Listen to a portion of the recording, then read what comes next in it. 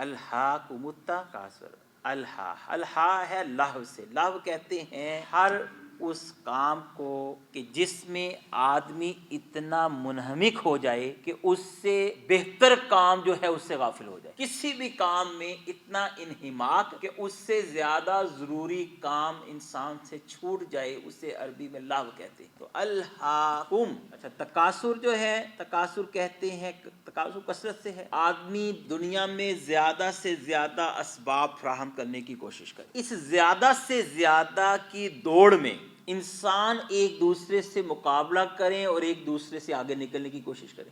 میری پاور زیادہ ہو جائے، میرے پاس دولت زیادہ آ جائے، میری پراپرٹی زیادہ ہو، میرے اختیارات زیادہ ہوں، میری شہرت زیادہ ہو، میرے پاس عیش و عشرت کے سامان زیادہ ہوں، کثرت ایک دوسرے سے مقابلہ، کہ نہ فقط ایک دوسرے سے مقابلہ ہو بلکہ انسان اپنی کثرت کی بنا پر دوسرے کو حقیر جانے اور اپنی کثرت کو فخر سے بیان کرے۔ انسان بتائے کہ میں تو اس اسٹیٹس کا آدمی ہوں، بھائی تم کیا چیز ہو؟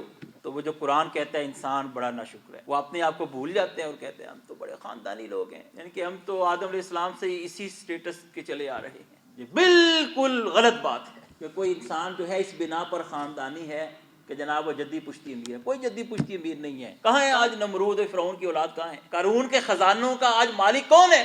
تو الہاکم التکاثر کا ترجمہ یہ بنے گا کہ تم لوگوں کو غافل کر دیا ہے کثرت کی ہوس نے۔ تم لوگوں سے کیا مراد ہے؟ تم لوگوں سے میں مراد ہوں، تم لوگوں سے ہم سب مراد ہیں، تم لوگوں سے ساری دنیا مراد ہے، دنیا کے سارے انسان مراد۔ اور نبی کریم صلی اللہ علیہ وسلم کی ایک حدیث پاک ہے بخاری کی، اس میں آپ نے فرمایا، اس کا مفہوم یہ ہے کہ اگر ابن آدم کے پاس سونے سے بھری 2 وادیاں ہوں نا، 2 وادیاں، تو یہ اتنا ناشکر ہے کہ یہ کہے گا تیسری کہاں ہے، یہ تیسری کی پیچھے بھاگے گا۔